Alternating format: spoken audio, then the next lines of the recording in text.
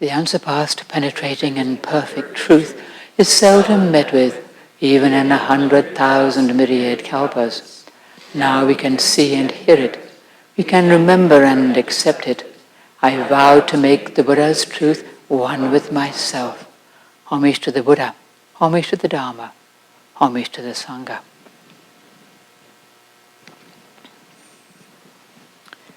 We just did our great compassion visual, which I really love. And we did that chant, Namo Guan Shurien Pusa.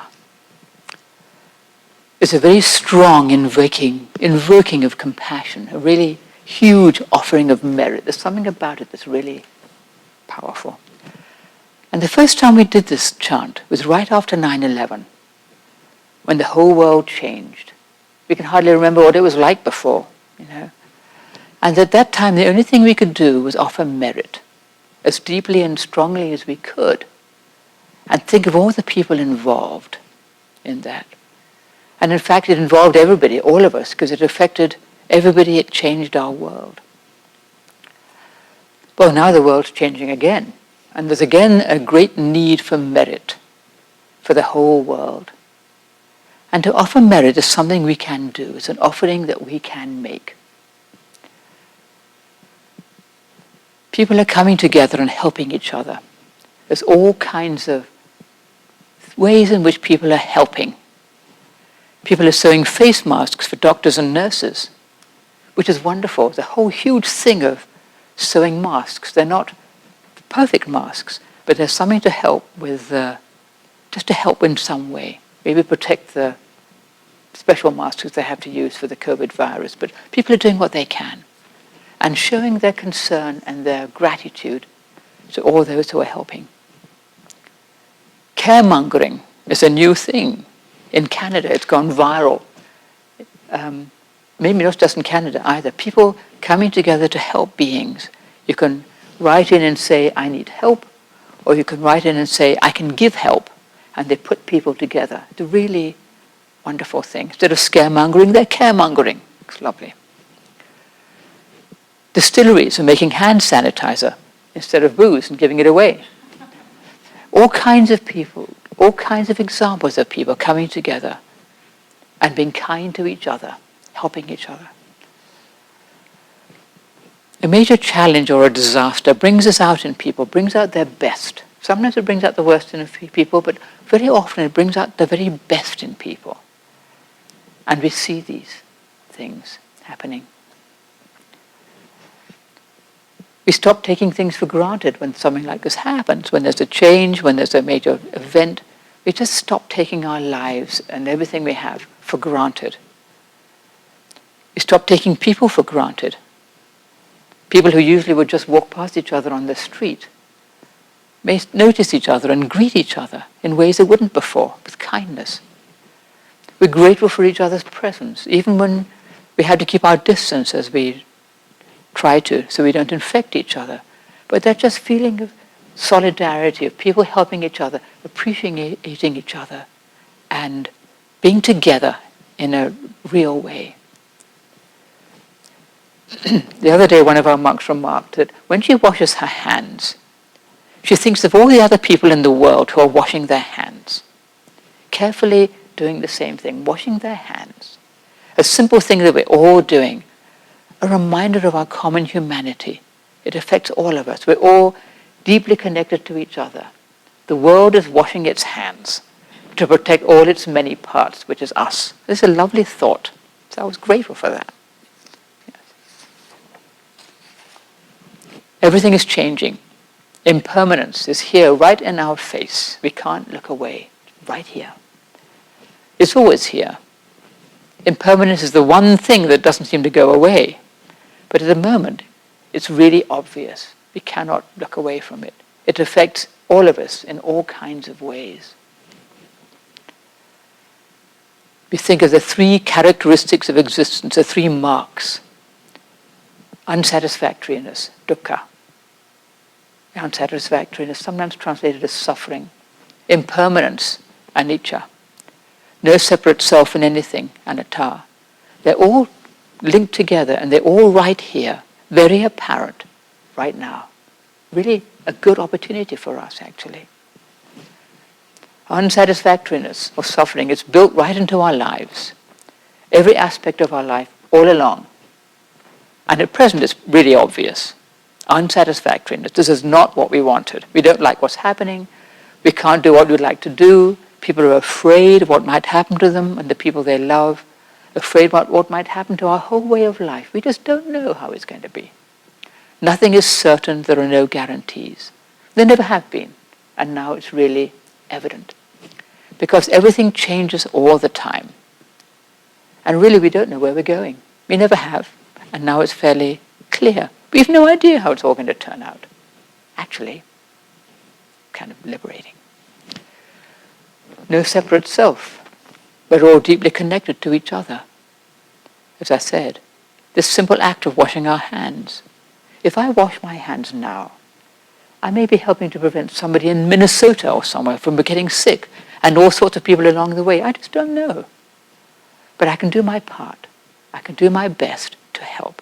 Each of us depends on everybody else. We all are involved together, all of us, no matter how remote we may think we are from the human race, but all deeply connected. And at the moment, it's really clear.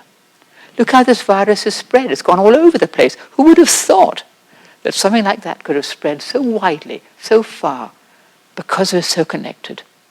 When you think of it that way, there's something kind of nice about it. It's not just one little person or a few little people getting sick and nobody else knows about it. We're all in it together. All of us deeply connected.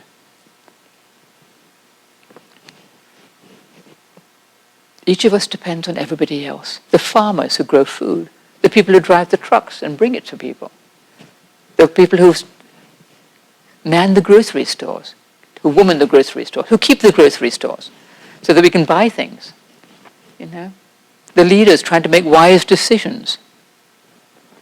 The reporters telling us how it's going, both in our world and in our own locality.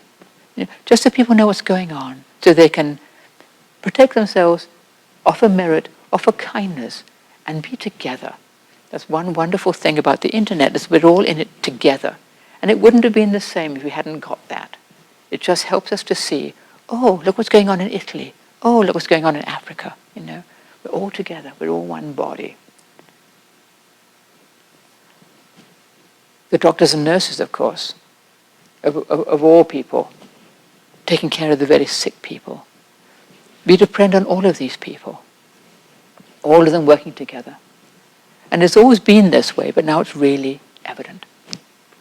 And with all of it, all of this, it's the constant flow of change, impermanence, the unstoppable flow of life. There's nothing we can hold on to because it gets ripped away from our grasp, whether we like it or not. Well, this all can sound scary, but actually it's liberating. It's liberating. We have a wonderful opportunity to rethink our lives, our aspirations, our priorities, our values, however we want to think of it, both as individuals and as a world. Where are we going? What are we doing? What is important, really? Somebody said that it's like as though a huge reset button has been pressed, both for us individually and for all of us as a planet. A reset button. What are we doing? Where are we going? Let's stop and reset, Many people have found that this time of having to sit at home and not be rushing around doing all the things they're used to doing has been helpful. They can sit still, they can reflect, they can contemplate. Be still. And even amidst the anxiety and the fear people experience, there's this opportunity to be still in the midst of all of it. A real blessing, actually. And many people have said, oh, boy, this is different. Here I am, in my house, not rushing about. I can pause, I can look at the birds, I can look at the trees, I can do other things, I can be with my family, and I can reflect. I can sit still and reflect.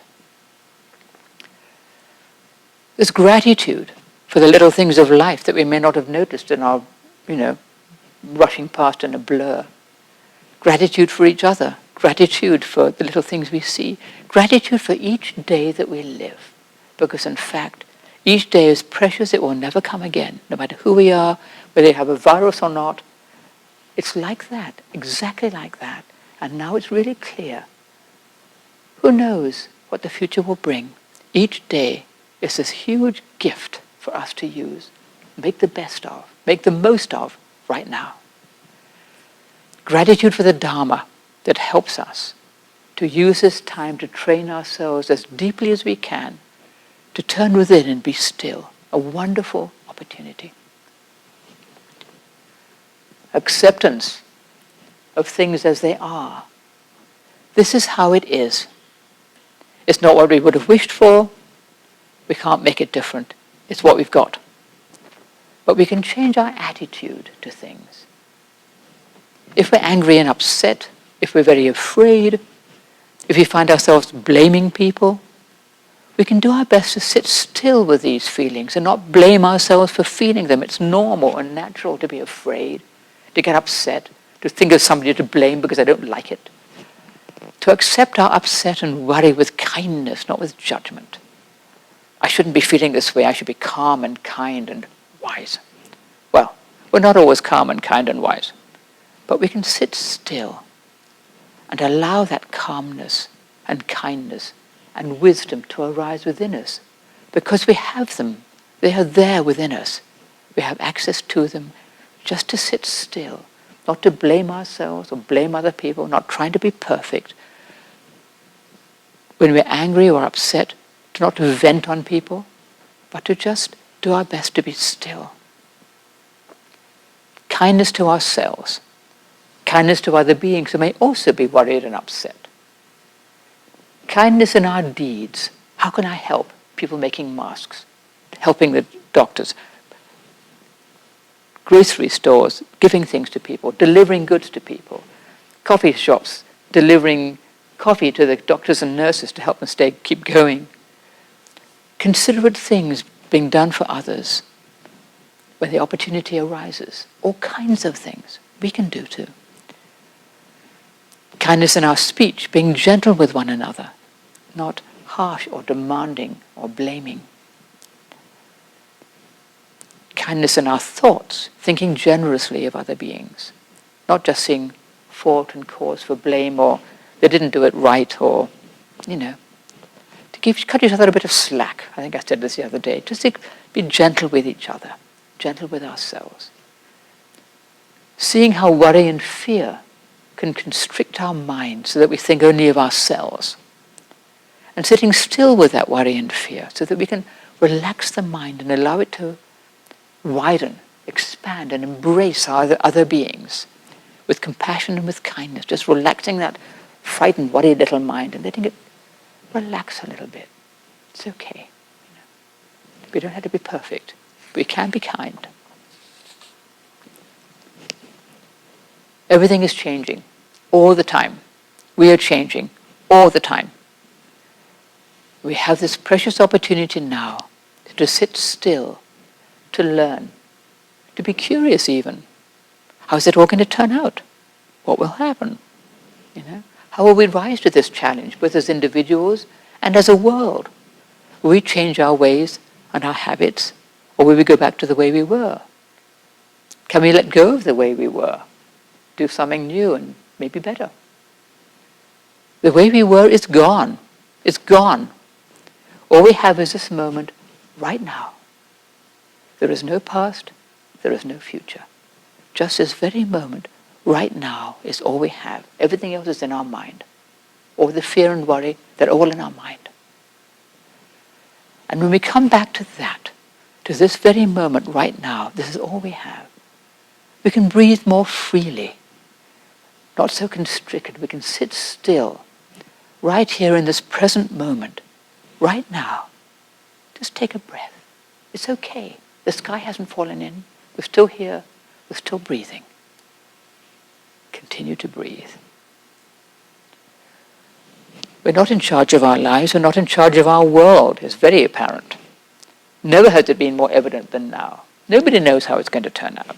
We can't predict the future. We can't control things. All we can do is do our best, do our part, take a breath, and sit still in faith. best thing we can do. Helping beings, great.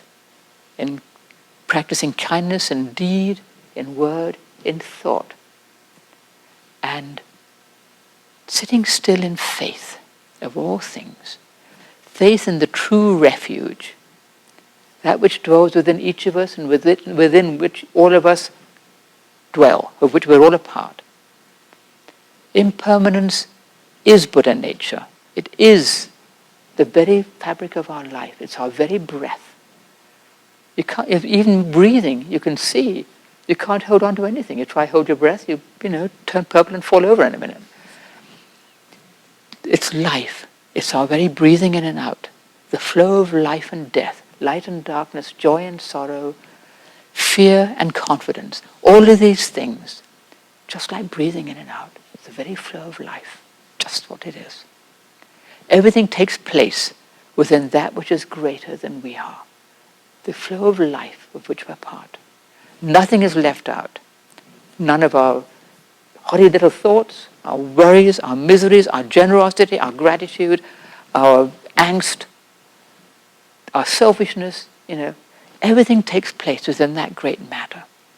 And we can keep turning towards that, entrusting ourselves to that.